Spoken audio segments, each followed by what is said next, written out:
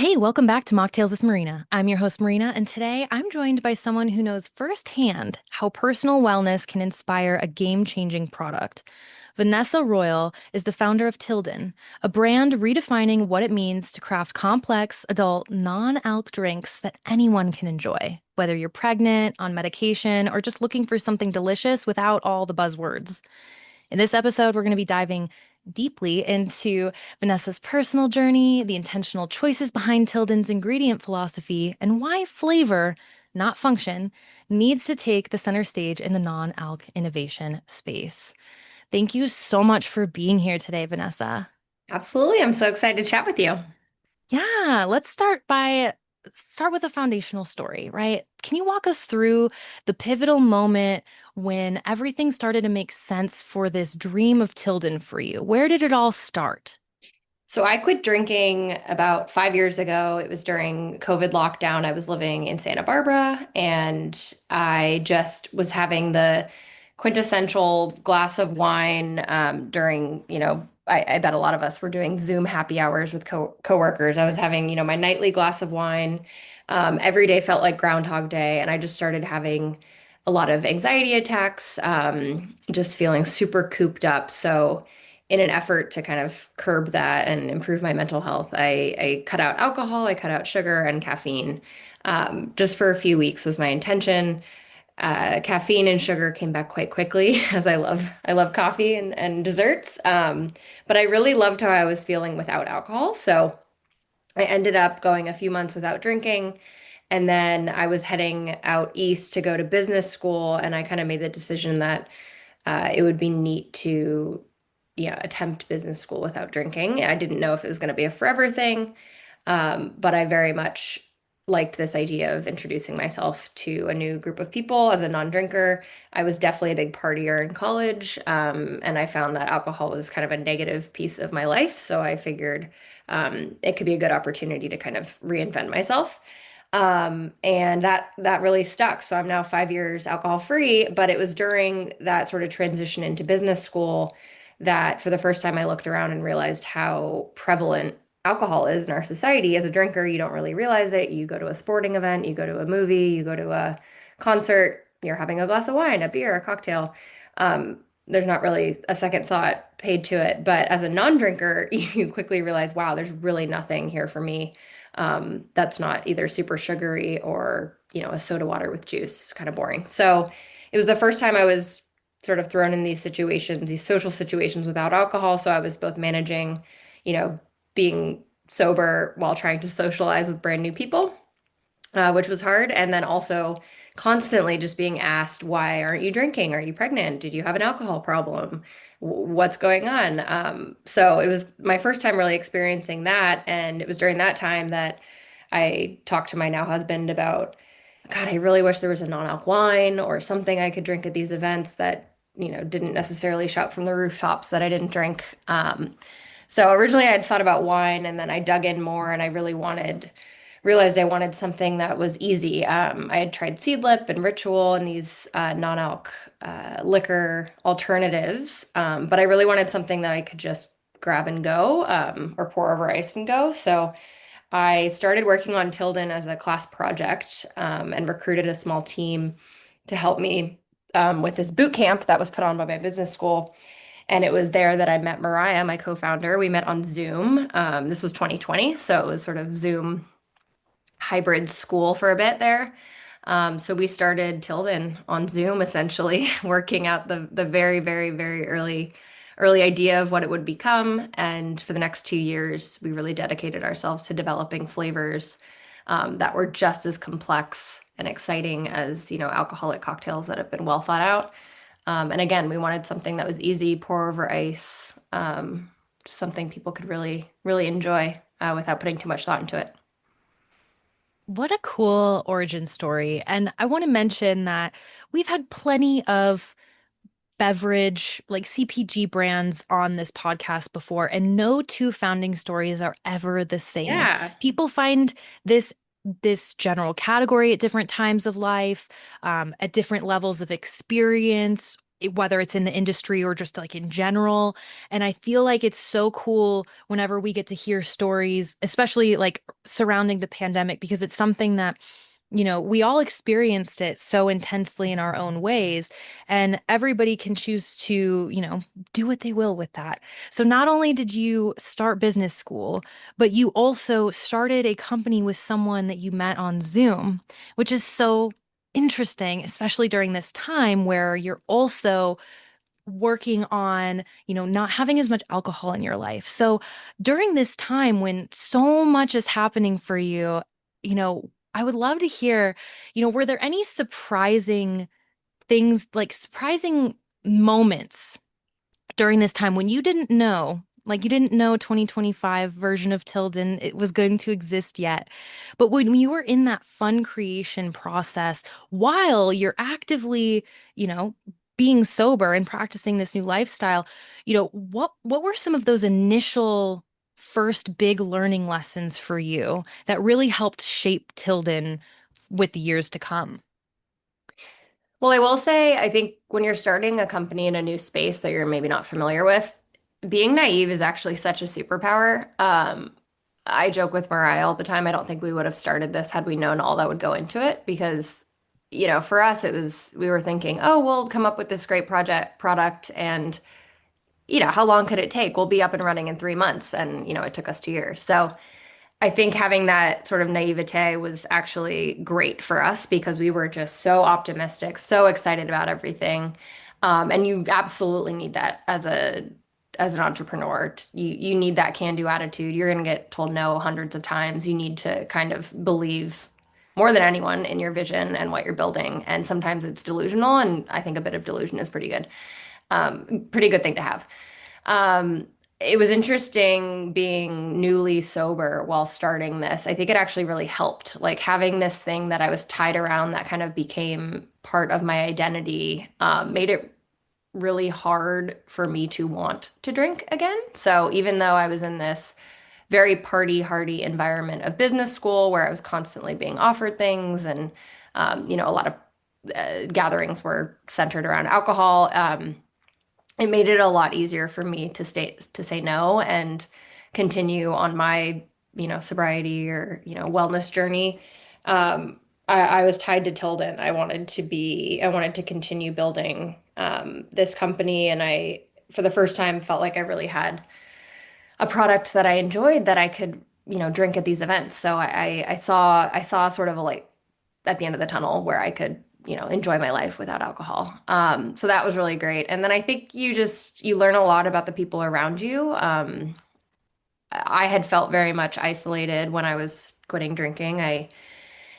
People talk about, oh, during COVID, everyone drank so much. And while that's true, alcohol sales were through the roof during COVID. The number of people who quit drinking actually was also steeply climbing. So it's funny, certain people drank more than ever, but a lot of people quit. But of course, we weren't all talking to each other. So it was interesting as I started Tilden talking to, my classmates and those around me. A lot of people came out of the woodwork, explaining to me that they were cutting back themselves or they had never drank or they were allergic. But it just wasn't talked about because people felt a bit, it felt stigmatized to not drink. It felt like you had to reveal that you had some alcohol problem. And in reality, what's happening now is, a majority of people are cutting back on drinking, whether that's for a night or a lifetime, for all different reasons. It's not just because someone has an alcohol problem. It's, they're pregnant, they're wanting to improve their health and wellness. Maybe they do want to do other things, but alcohol's not for them anymore. There's so many reasons why someone would cut back. So that was an interesting learning, just in that there were a lot of different ways people were looking at this.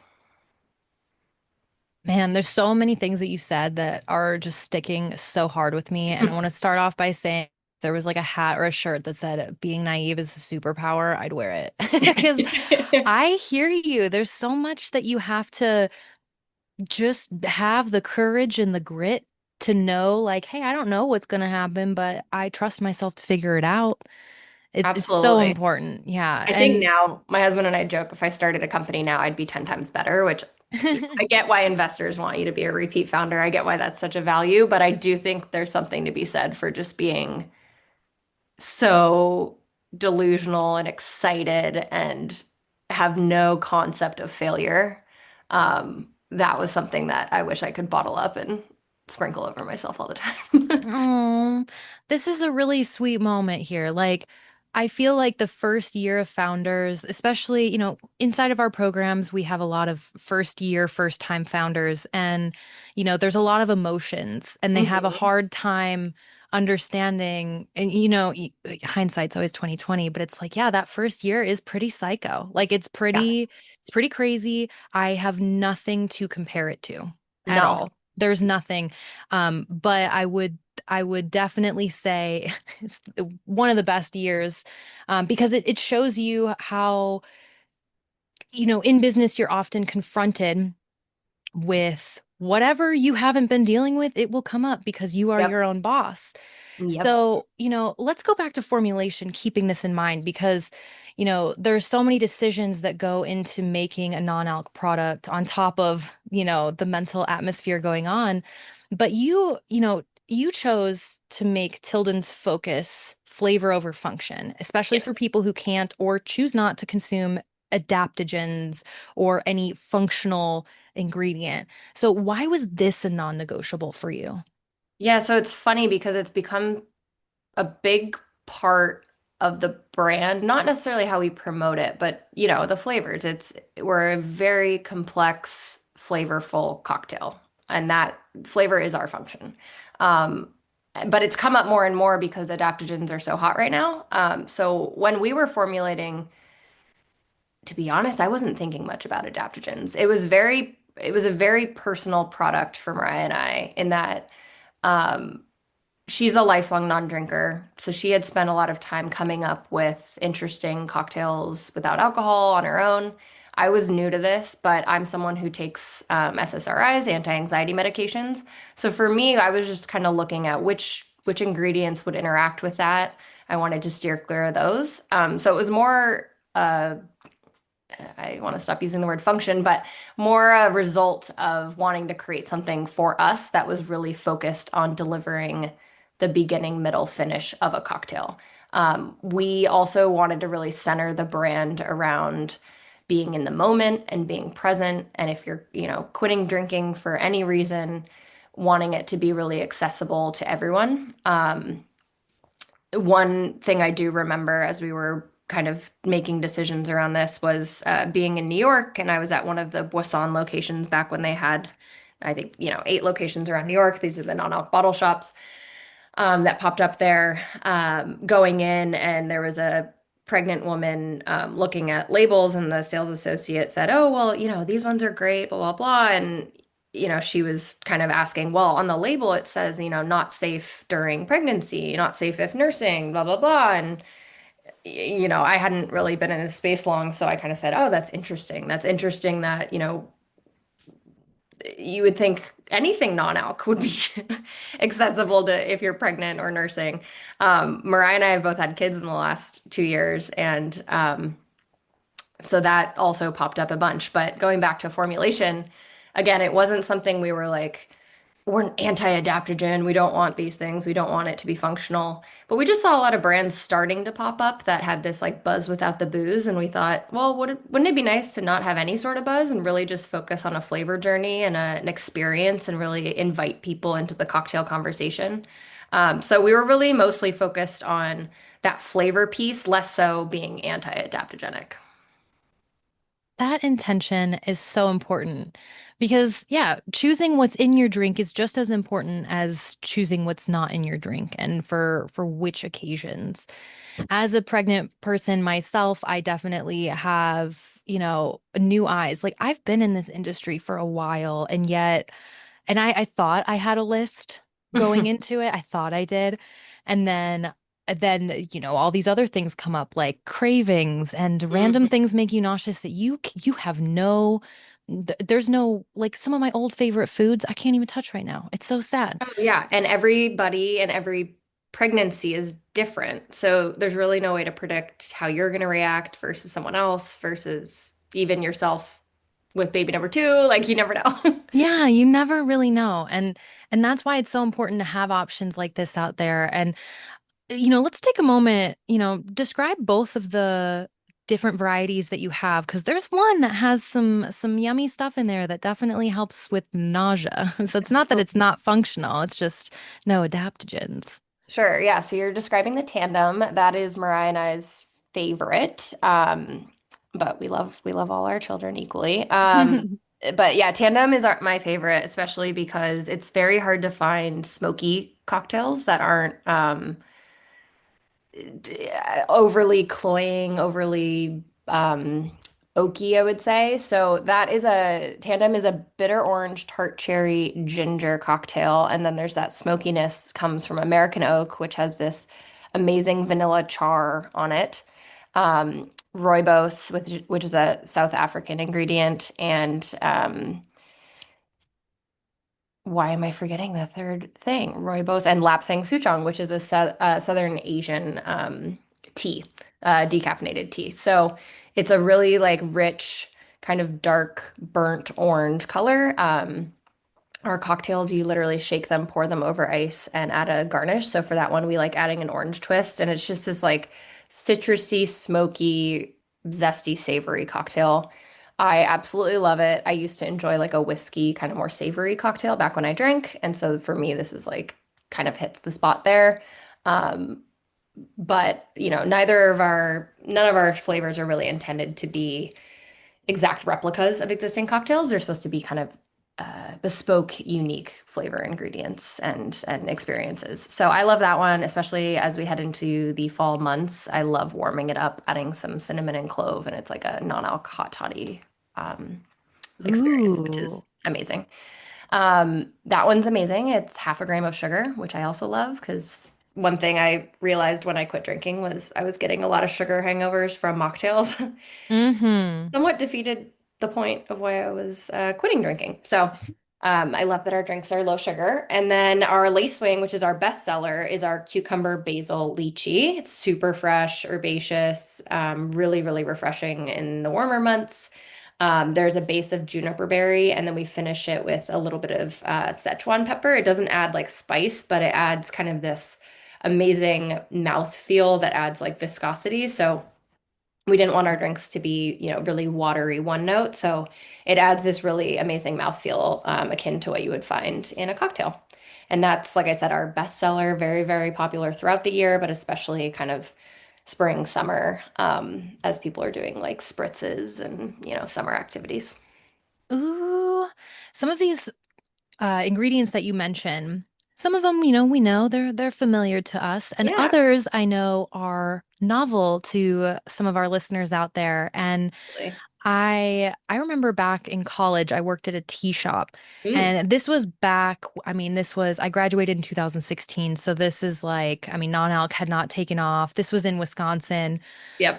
And so very much like not a mocktail spot at all. Beer More of capital. like, yeah, this is what you get before class to, I don't know, help you hydrate from yesterday's hangover. But Hmm. at the time, I didn't understand, like, we had hundreds of teas, and I didn't, I'd go around smelling them, drinking them, and it was interesting. But over the years, seeing some of these incredible varieties that I had no idea, the complexity of those flavor profiles. So when you bring up, for example, Lapsang Souchong, Yep. this is a tea that if you were to smell it on your own, I'm telling you, there is nothing that smells like that tea. And when you're a little, I don't know, naive, I don't want to use that word because we love that word here. I want to say one of those just like careless, like you're just like, I don't know, I'm just in college, I'm just smelling stuff. And then like, man, we used to try to find ways to make it as rank as possible because we thought it was so funny. Then we learned how like it was actually an incredible tea for you. Like it has a lot of benefits and it's really It good does. for you. So point of that is, I literally worked with that in college and it took me years to understand that that was a special ingredient, but Hmm. y'all knew all along. So, when you were putting that in and like Szechuan peppers, these are special things that you don't ordinarily see everywhere. So, when you were picking these flavor profiles, since you say that that's the most important part of design here, what was it like for you going through all these wild ingredients and landing on the ones that you did? So we had hundreds of recipes, I would say. We hosted dinner parties with scorecards and we ran around Boston with airplane bottles full of, testers and handed them out to people coming out of Soul Cycle and construction workers and just got feedback. So we were really testing for basically a year and a half, 2 years. It was a long, long, long process. I mean, we were obviously still in school, so we had other things going on, but it was a drawn out process. But we started really by, I was someone who used to drink, so I knew what a cocktail menu generally consisted of. I knew that, usually there's the more gin or vodka focused, like I would call it like a garden cocktail. So we knew we wanted something in that profile. We knew we wanted something a little more savory, which is what Tandem turned out to be, hitting that sort of like Manhattan or whiskey kind of vibe.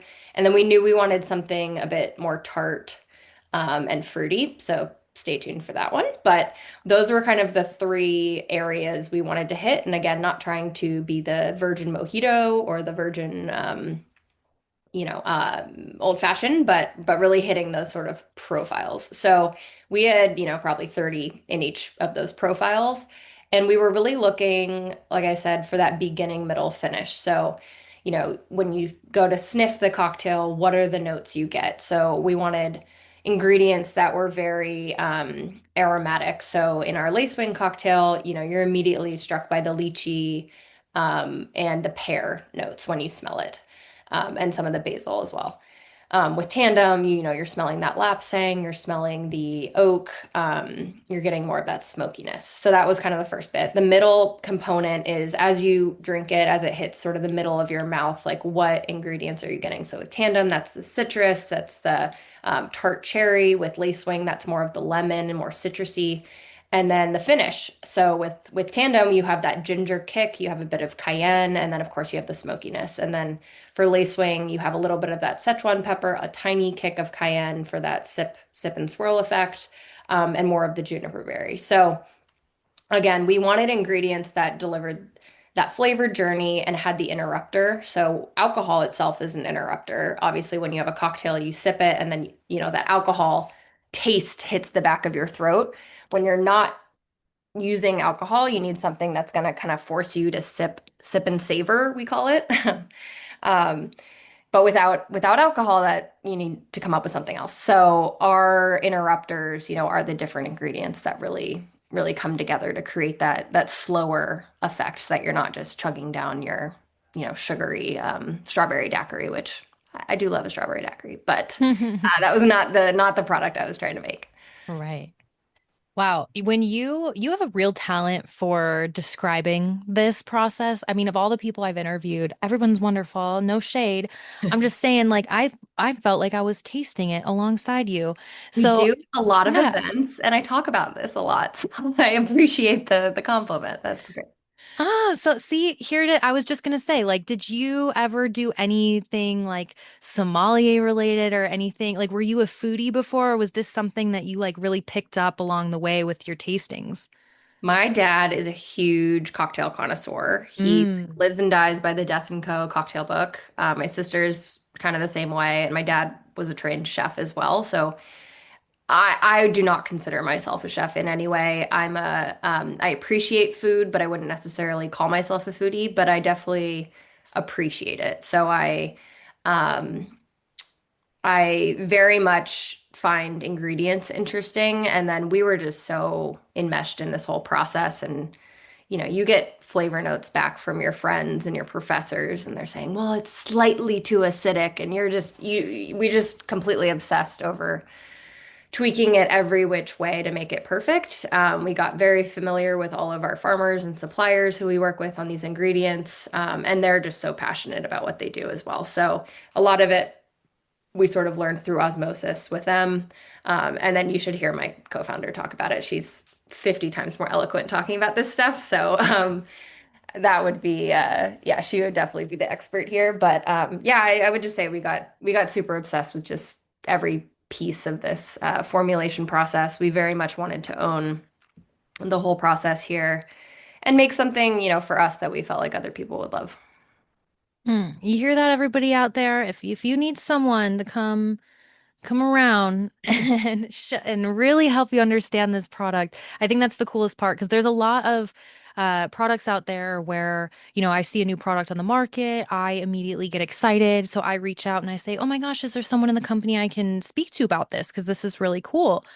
And, some people, they, they, you know, they try, and then other people really, really don't, or the customer service, the system's not there, whatever it might be. So I just want to mention right off the bat, um, you know, every time we talk to our clients, we always say, look, it's good that you have a menu that people like, but you need to have a menu that you like so that it doesn't hurt going into work every day, right? Like it Absolutely. would be terrible to have your best seller be some account that treats you in a way that makes you feel unprepared for Mhm. selling or anything. So just want to throw out there right away, everybody who's considering adding Tilden to your menu, a wealth of resources here. Doesn't seem like that Absolutely. problem is a part of this company at all. No, and I think, Mariah and I are the same way. Like neither of us could really sell a product we weren't completely obsessed with. I think there's a lot of different reasons why people start companies, but for us, it was, a personal pain point that we were able to solve. And, we are our biggest fans. So, and I think we as people need that. We need to be obsessed in order to really like push the company forward. And luckily we are.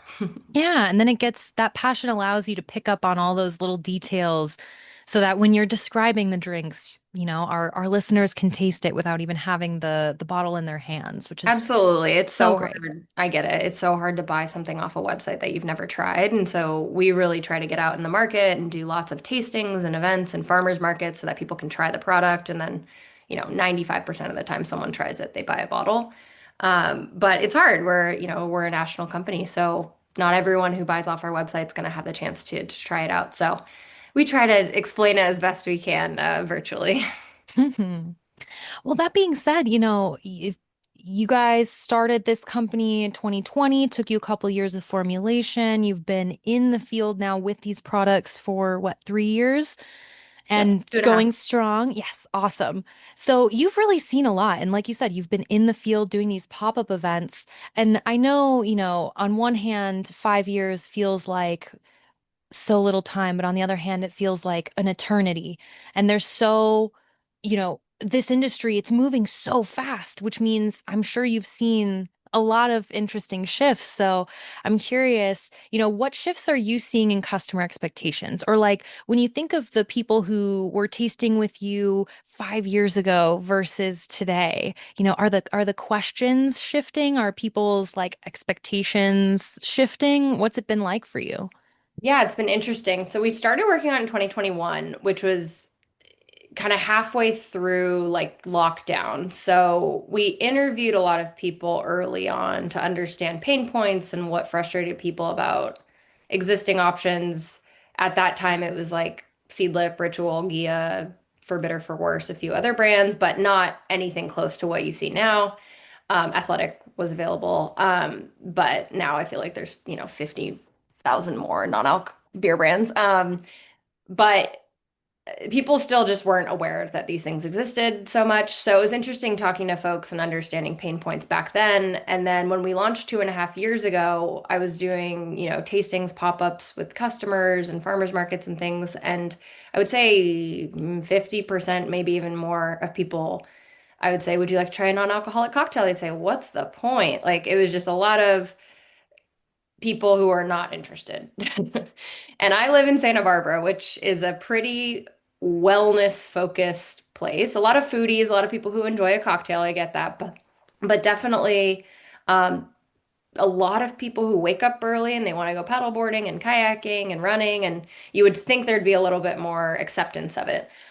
Just in the 2.5 years since then, I feel like it's maybe 5%. So it is just shifted completely, just in those few years of sentiment around what it means to not drink.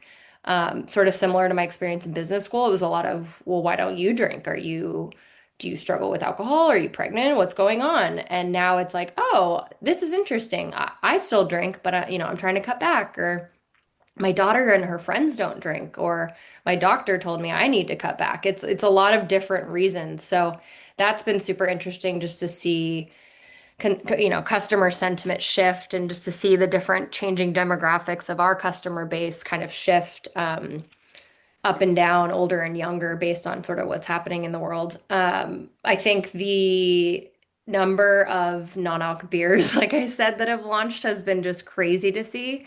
I get these newsletters, and I feel like the entire newsletter is non-alc beer launch, adaptogenic spritz launch, and some sort of THC beverage launch. And it feels like that's like everything in this category right now. Which for us is great because I don't feel like we have many like direct competitors in terms of product features, but it's just interesting that that's sort of where it's going. I feel like Gen Z is a really interesting market case study for this because, by and large, they're not drinking like previous generations did, but they're doing other things. And those are the folks who come to my booth and really say, what is this supposed to do? How am I supposed to feel? And maybe don't understand something that's, you know, flavor over function. But I would say millennials and people in my demographic are totally get it. They're like, why do I want to feel a certain way from a drink? I'll just, do something else. So it's been interesting to kind of see different groups react differently to the adaptogenic piece, and then just I'm just constantly shocked by the number of non-alc beer brands that are launching. Good for them, but it's just like, how many beers do we need? Right. It is wild, especially when it's like, okay, I loved beer. Again, I came from Wisconsin. I I love beer, was don't get me wrong. Yeah. love it. But let me tell you, I was so excited to try a few, and don't there's some that are incredible. There's others that I taste and I'm like, wait a second, this tastes like exactly the same as like the other four that I just had. Or like, yeah, so it's cool to see that the market is getting to this place where we can get into this incredibly crafted niche of these categories. But on your end, like you mentioned, it's interesting to see who's specifically interacting with which segments of the market because, you know, we can say right now, people who are 22, for example, they might be very into the more adaptogen based drinks. Hmm. They might want all of those THC, but just give them a few years, okay? And then they'll be coming back around too, because we all go through these different cycles or different life moments. And like you mentioned at the top of the episode, you wanted to create a drink that was for people regardless of what medication they were on or what life moment.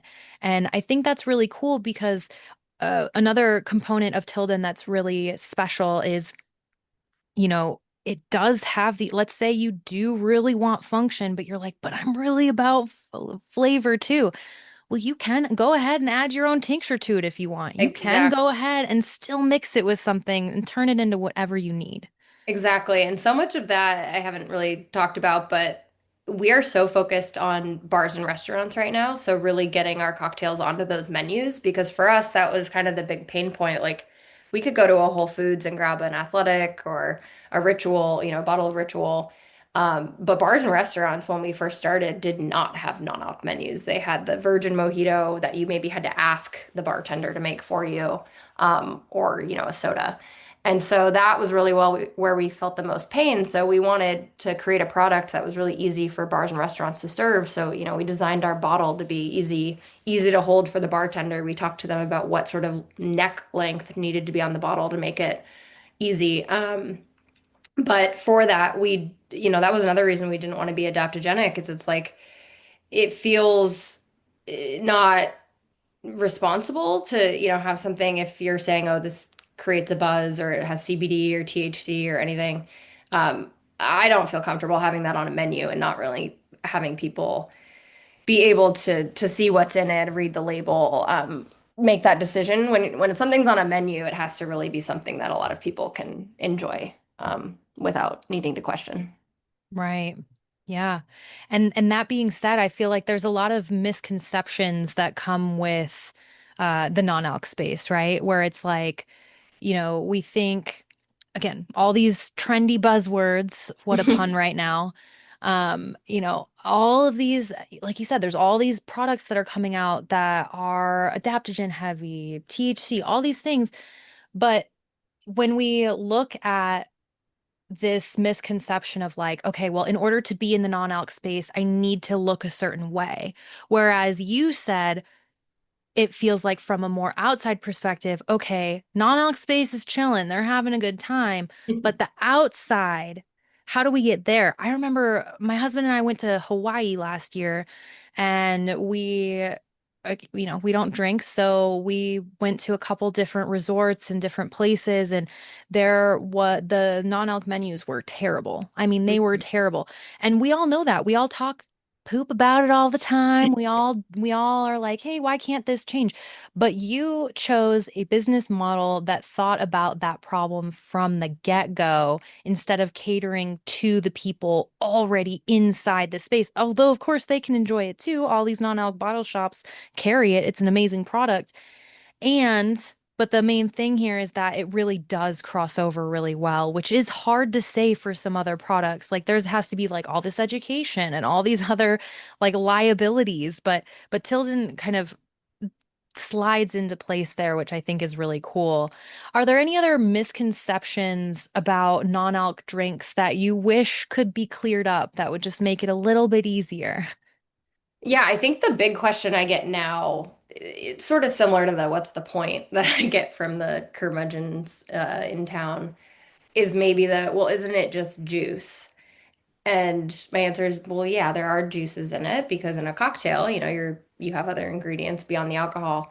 But there's spices and herbs and teas and lot of thought that goes into, how we crafted our cocktails. The goal was to create something that people would really love and obsess over, and we're a premium product that uses premium ingredients. So, the conception that all mocktails or all non-alc drinks are juice or just, something with the alcohol without alcohol is kind of false. Most of the brands that are launching in this space are very thoughtfully crafted. I see a big debate right now as well over the pricing of these drinks, and there's a lot of reasons why um, things are priced higher than alcohol, different things. I think it just makes me laugh a bit that people think alcohol inherently has a ton of monetary value.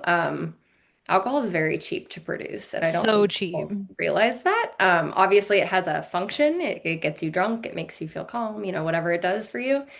So I think people put a premium on that, but alcohol as an ingredient itself is so cheap. And when you have a whiskey Coke, like, okay, you know, I get why maybe you would think the non-alc version of that needs to be cheaper because it doesn't have the alcohol, but 99 times out of 10, that non-alc version is probably more expensive to create, unless you're literally just doing the Coke, which is not a mocktail. But yeah, so that's kind of an interesting debate that's popped up a lot. Just why would I pay more for a non-alc version? Um, but again, you're paying for the experience. You're paying for feeling better tomorrow. You're paying, in the case of adaptogens, maybe you're getting some sort of uh, mental head benefit from it. With us, you're paying for really high quality ingredients and 15 ingredients in every single pour that really deliver that experience. And you're paying for the craft, the flavor journey, and the fact that you're not gonna have a sugar hangover. So I think it's just interesting hearing people kind of place alcohol on this pedestal in terms of value when in reality it's quite cheap. Um, not everyone makes cheap alcohol, but the alcohol that goes into our cocktails is not that expensive to produce.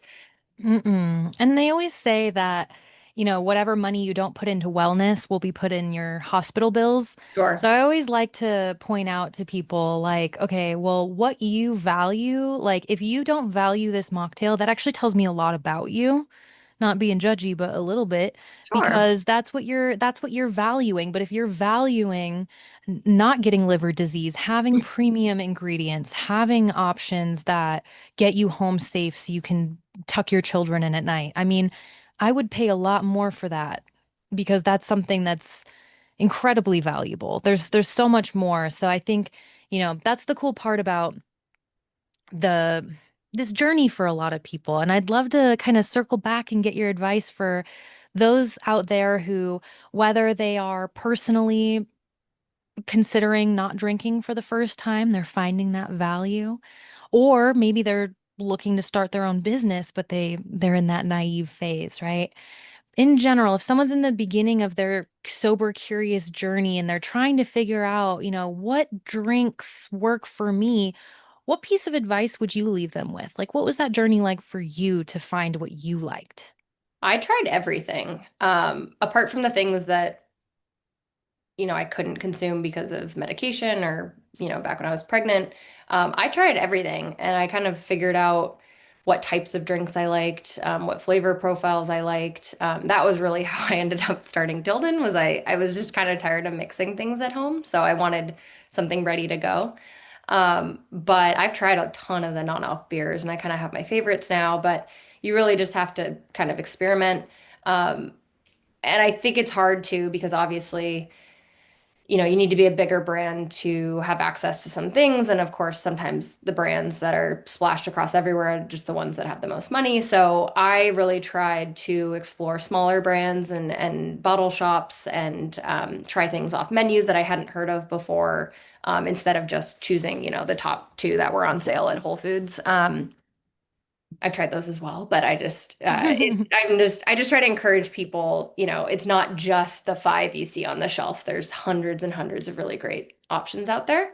Um, and then I do have a lot of people ask me about the adaptogenic piece. They're like, well, does this have anything in it when they're talking about Tilden? I say, no, the goal is really flavor. So I would also urge people to kind of look beyond the functional beverages. That's not the whole category. There's a lot of really great non-alc wines and non-alc cocktails just like Tilden and beers and spritzes and things that aren't focused on CBD or THC or ashwagandha or all these other things. So um, it's awesome because the category is getting so big, but I don't want the category to just be viewed as one thing, which is sort of my fear with a lot of the adaptogenic drinks taking over. But beyond that, I think this is such a fun industry. Everyone in it is seemingly doing it for the right reasons and really passionate and excited about it and building it together. So it's been a really fun collaborative experience with a lot of my fellow founders, which is really cool. Yeah, it's like an exploration. You just Well, gotta go out and try all the fun things. we're all just creating this category together. So I think we're all learning like what's working and what consumers want. And for us, it's like we're a three-person team. So we take feedback very seriously and we want to make sure that when we come out with new products, like it's what people want and what people are excited about. So, if you have feedback for us too, we're all ears. Yay and boo, because we're finally at the end of the episode here. And this brings me to my final question. As much as I could talk to you all day about this stuff, because honestly, Tilden is so cool and you've got a great brain. But what's next for Tilden? Tell us what we can expect or what you would like to call, into the space. And feel free to, tell us about anything else going on. This is your time to shine. Yeah, so I mentioned when I was chatting about the flavor profiles we were looking at that we thought about a third sort of flavor category. So definitely stay tuned for something new coming soon. I'm very, very, very excited. Hopefully this fall we'll have something exciting to share. But in the shorter term, our Lacewing cocktail is that cucumber, basil, lychee, super aromatic. We are going to be launching a little gift set with our mini Lacewing bottle as well as a custom candle that I created, um, to really give off the aromas of the Lacewing. So that'll be Ooh. available on our website at drinktilden.com and very, very excited about that. My friend Lindsay makes these amazing coconut soy wax candles, and we worked together to create something that would remind us of Lacewing, which people are constantly asking us about the aroma of. So very, very exciting. And then beyond that, we're hiring, we're building out our sales team. We're trying to really expand just beyond the two of us founders, on the sales side. So hopefully we'll be in your local bar, restaurant, very soon. Ah, so exciting. Vanessa, thank you so much for sharing your story and giving us Absolutely. the behind the scenes. Absolutely. Anytime. Yes.